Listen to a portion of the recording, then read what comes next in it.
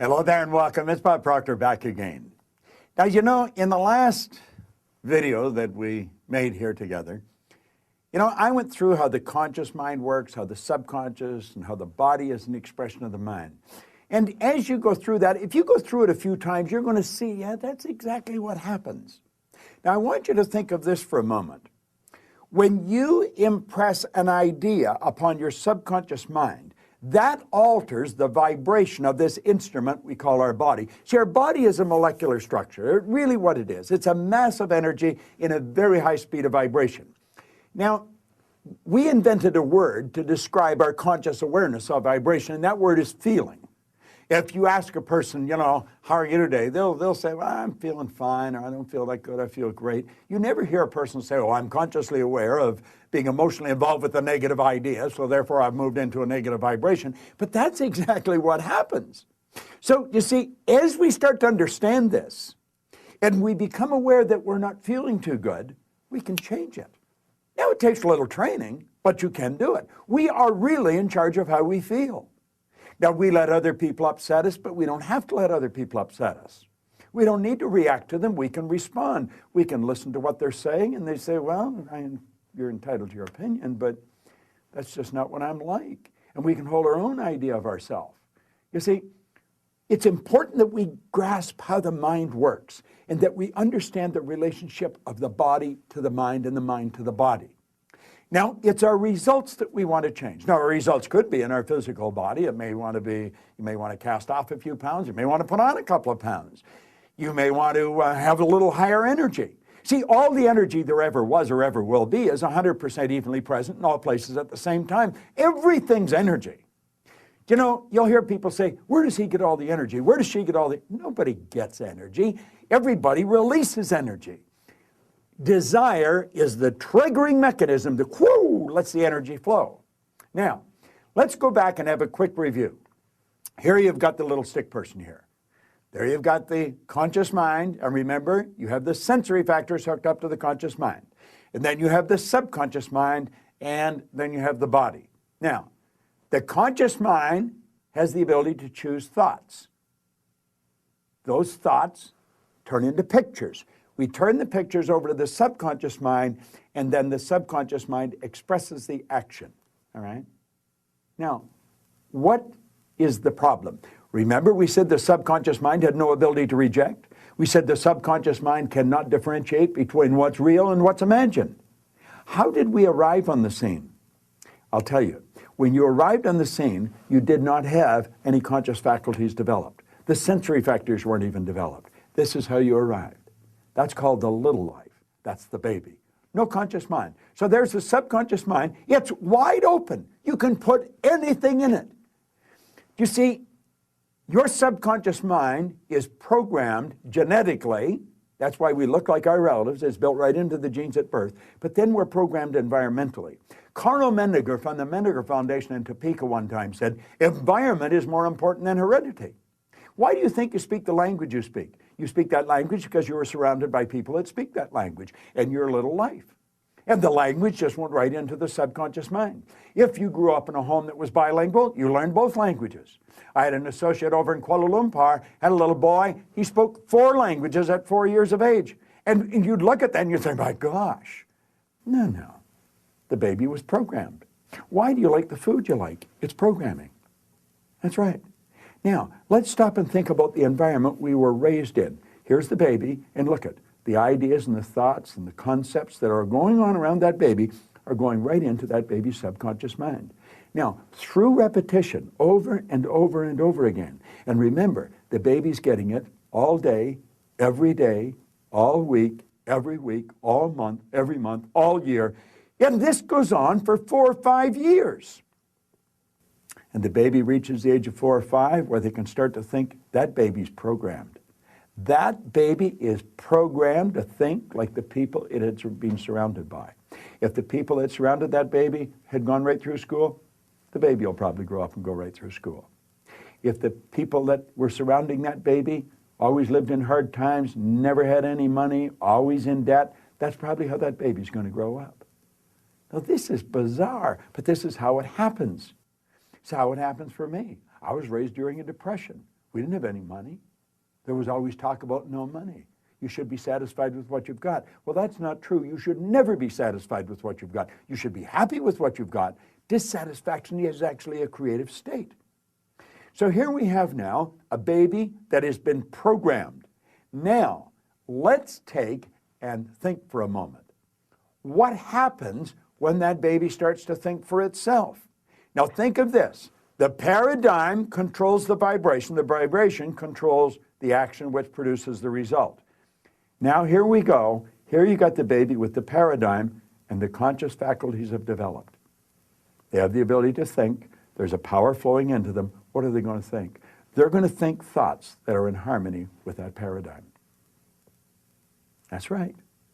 We've been raised to believe you go to work to earn money. Do you know that working is the very worst way to earn money? That's right. You should go to work for satisfaction, not for money. You provide service for money. You can earn money while you're sleeping.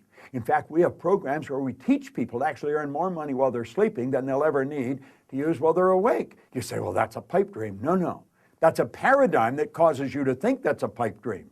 There's people doing that are nowhere near as bright as you. But here we are now. We've got the person. They've been programmed in their little life genetically and environmentally. That paradigm is nothing but a multitude of habits.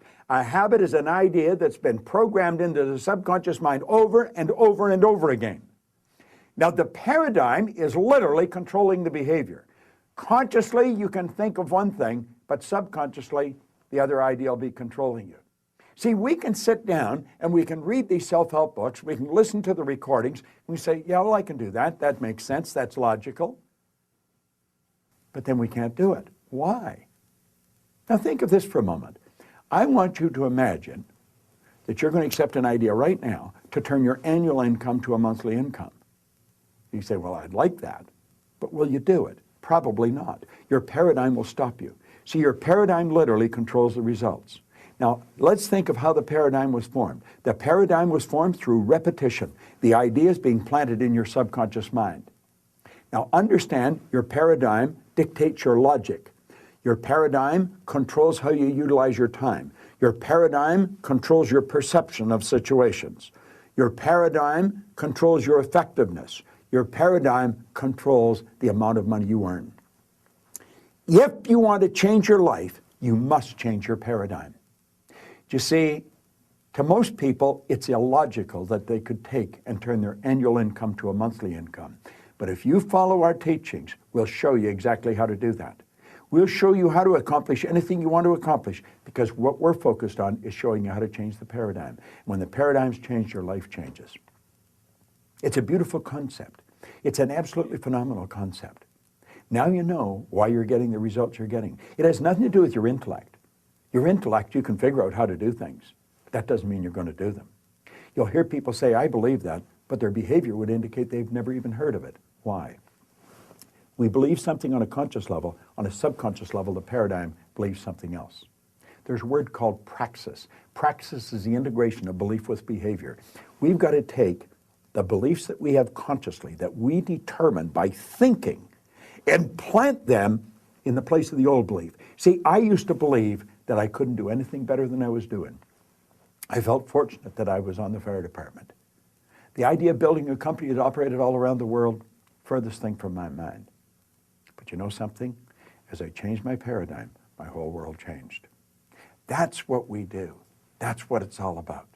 You've got to change your paradigm if you want to change your life. Now, you can study all you want.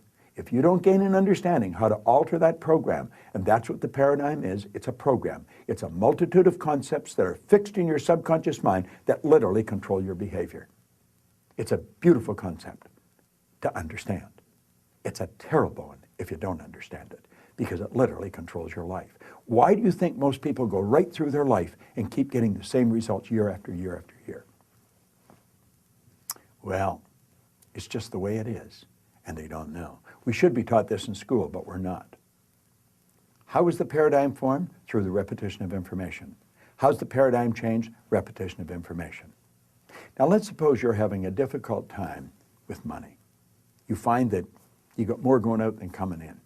You've got to change your concept about money. How do you do that? Through the repetition of an idea. That's where affirmations comes in. I'll give you one that I've been using for years. I am so happy and grateful now that money comes to me in increasing quantities through multiple sources on a continuous basis. I am so happy and grateful now that money comes to me in increasing quantities through multiple sources on a continuous basis. You don't just say that once or twice. You've got to repeat that maybe 1,000 times a day, every day for maybe 90 days. And you'll start to change your whole concept about money. Wealthy people all have multiple sources of income. Now I'm going to tell you what happened to me. I drove around with a battery-operated record player and a long-playing record. And I played it over and over again every day for probably a couple of years. This was so totally illogical. It was behavior. Everybody thought I was losing it. And I'm reading the same book every day, Think and Grow Rich. As a matter of fact, I'm still reading the same book. And it was the repetition of Earl Nightingale's information and the book that changed the paradigm. I didn't know what I was doing. I didn't understand what I was doing, but I did it. Do you know, I had a man come up to me in the Waldorf Hotel in New York, the Waldorf Astoria, at the end of a 3-day program, and he said, "Bob, I really want to thank you for what you've just given to me." He said, "For the first time in my life, I've understood how I accomplished what I did." I said, "What did you do?" He said, "I won the gold medal in the decathlon in the Olympics in Melbourne, Australia in 1957. That's right. Milt Campbell. And he said, "I never understood how I did it." He said, "The next time you run a seminar, I want to bring my boys." And he did. Milt and I became great friends. In fact, Milt has a key to our house. He can come stay there anytime he wants. I live in Toronto, he's in New Jersey. But here was the top athlete in the world, a very best athlete in the world. He didn't understand how he got there. Most people that are very accomplished cannot tell you why they are. That's why they are. They've rewritten the program. They changed the paradigm. They might not have understood how they did it, but they did it. That's what our company is all about. We teach people how to change paradigms. I want to thank you for watching this, but I'm going to ask you to share it with other people. Share it with them. Say, "Come and watch this." Start a rapport. Build a rapport with people, you know. It's a great way to live, and this is great information to understand. Thanks for listening. It's Bob Proctor. I enjoy sharing it with you.